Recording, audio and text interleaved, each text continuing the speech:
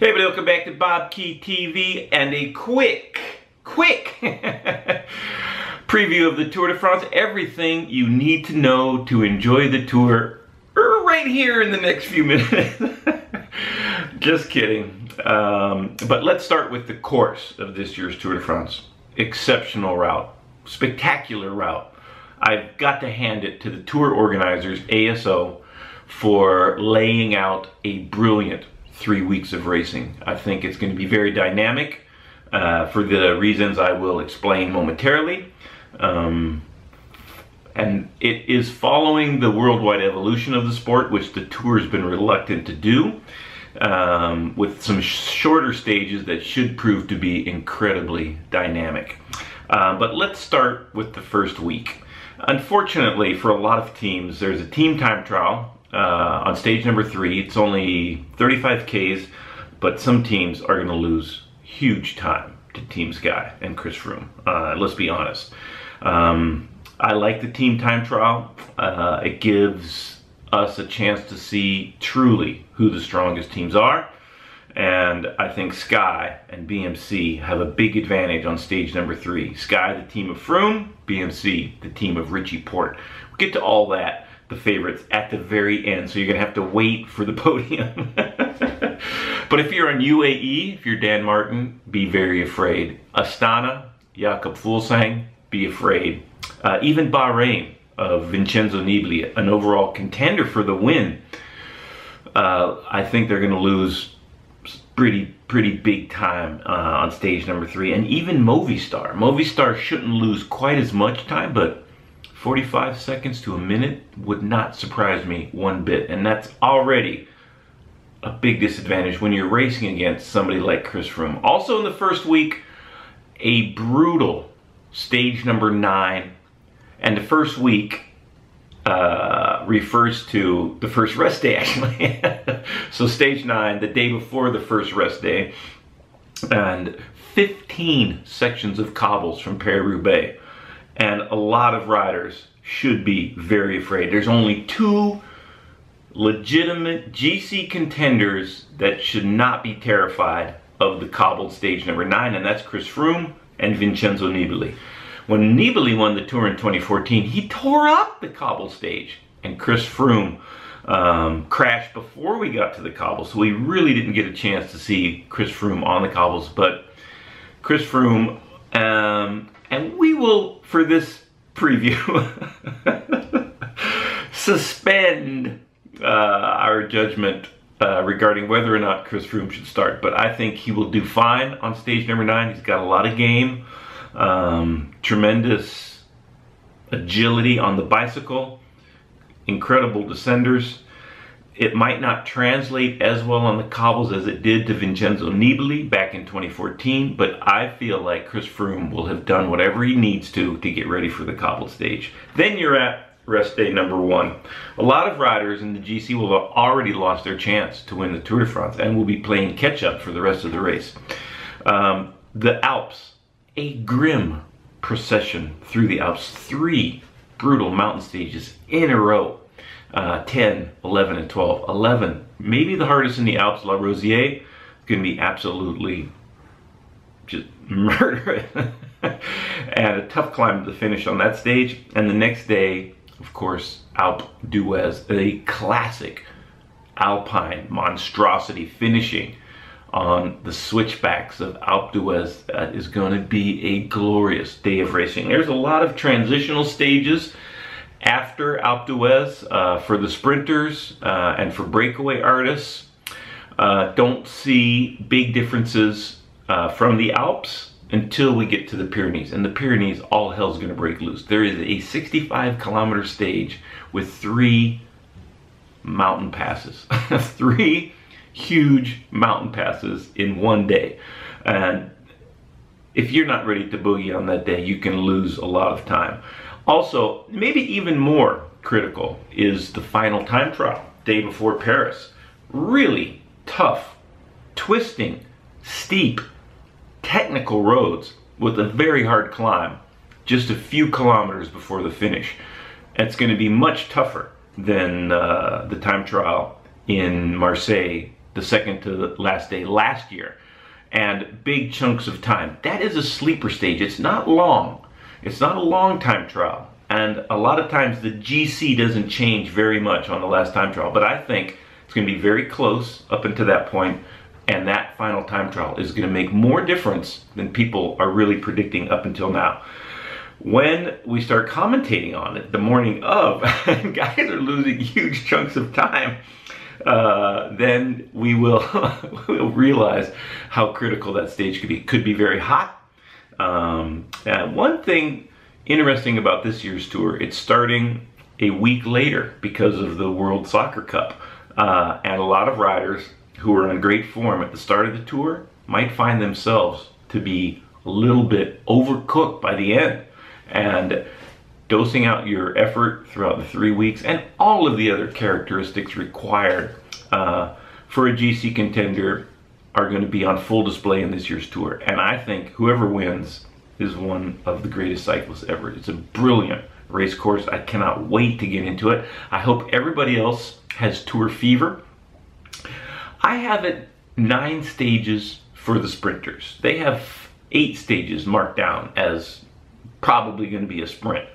And the sprint field is absolutely spectacular. Kittel, Cavendish, Sagan, Greipel, Arnaud Démare, Nasser Bouhanni, and the man I think that's going to win the most stages, Fernando Gaviria from the Quick-Step team. Quick-Step on fire. Great lead-up team. Gaviria loves Max Richetze to do the lead-out. I think that Sabatini may be a little bit better, but Sabatini busy during the Giro helping Elia Viviani win 4 stages at the Giro.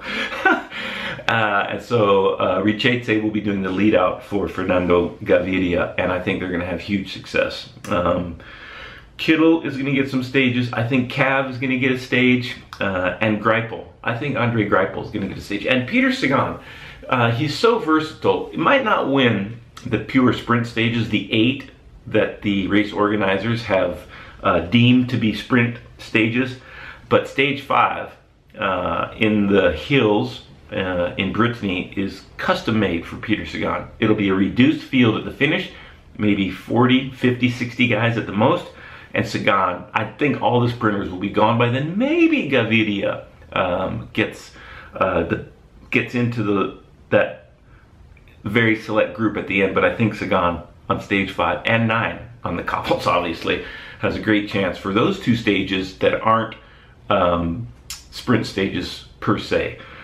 Sagan won Paris-Roubaix, and if he hasn't won a stage up until stage 9, I have a feeling he goes absolutely bananas on the cobbles and will be very, very difficult to beat. Arnaud Démare was impressive in the Tour of Switzerland, surprised me a little bit. Got a stage win last year when Sagan and Cavendish had their massive prang up. And that brings up a point that Marcel Kittel has made. He is happy that the UCI has a new regulation whereby there will be an official reviewing all of the TV footage before any decision is made about who stays, who goes, who wins, who loses. So that'll be a big tool. And hopefully we won't have the same sort of impasse and disastrous, let's be honest, horrible call by the officials on stage number 4 from last year. Hard to remember that it was Démare that won that stage, but I think he's going to have a hard time with this sprint field. And let's hope that there's nothing exceptional that happens, nothing like we saw last year to disrupt what should be a series of incredibly dynamic, hard-fought, thrilling sprint stages. I can't wait for this year's Tour de France. I think it's a great route.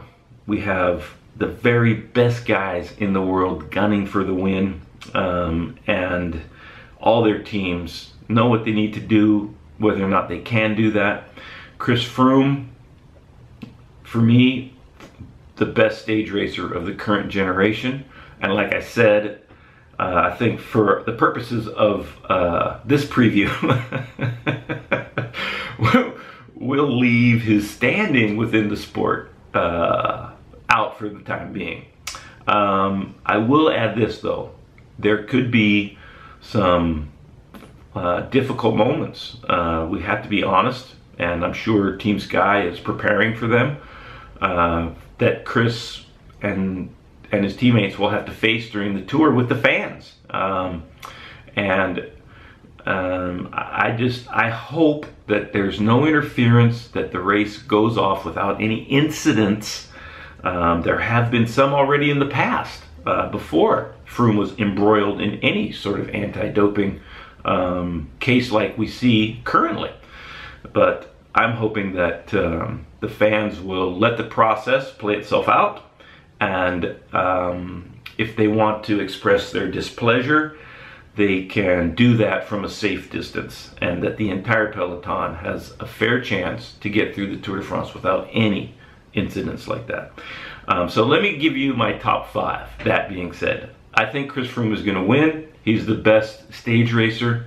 He seems to thrive on the rare times that he's the underdog. We saw that in the Giro just a few weeks ago. Back foot, a few days ago, lights it up, demolishes everybody. So Froome, at this point, for me, is the #1 favorite. Second, Nairo Quintana. I think Quintana is going to have a great tour. By being second, it's not impossible that Nairo actually eventually wins the Tour de France.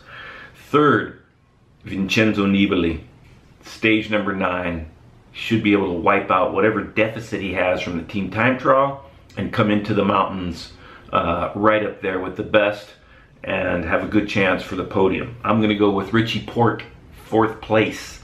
Richie seems to be on good form. He just had the biggest win of his career in Tour of Switzerland. His team BMC, up in the air a little bit. We don't know exactly the future of the team, but I think Richie's on good form, and there's no reason for him not to be in the top 5, even potentially on the podium. Nibali, Richie Porte, it's a toss-up who gets on the podium, but I'm going to go with Nibali for the time being. And 5th, Romain Bardet. Romain Bardet, probably his best chance to do well in the Tour de France against his rivals. Incredibly strong field though, so I think that Romain Bardet will do quite well to finish in the top 5. It might not quite be the perfect course for him. Might struggle on the cobbles a little bit, I have a feeling. And the relentless mountain stages, one after another in the Alps, in the middle of the tour, might prove to be a little bit too much for Romain Bardet as he continues to develop. His team will also lose a little bit of time in the team time trial. I bet between 30 and 45 seconds. And he's going to lose some time in the final time trial. But still, top 5 would be pretty impressive for Romain Bardet. There's your top 5, your favorite sprinters. Green jersey, I got to go with Sagan. He'll be fired up every single sprint, having not had a chance to race for that last year. King of the Mountain, oh man, King of the Mountain. Whew. I'm going to go with Vincenzo Nibali. You heard it here first, folks. Watch for Nibali to be the King of the Mountain. BMC is going to win the team time trial also, by the way. Great squad for the TTT. And good news, if you were watching BobkeTV last week, TJ Van Garderen is on the BMC squad. There will be a few Americans in this year's Tour de France. And I can't wait for everybody to watch the coverage on NBC Sports coming up from today about a week. Enjoy the tour. I'm certain that I will enjoy it tremendously. And I can't wait for it to get started. See everybody out there.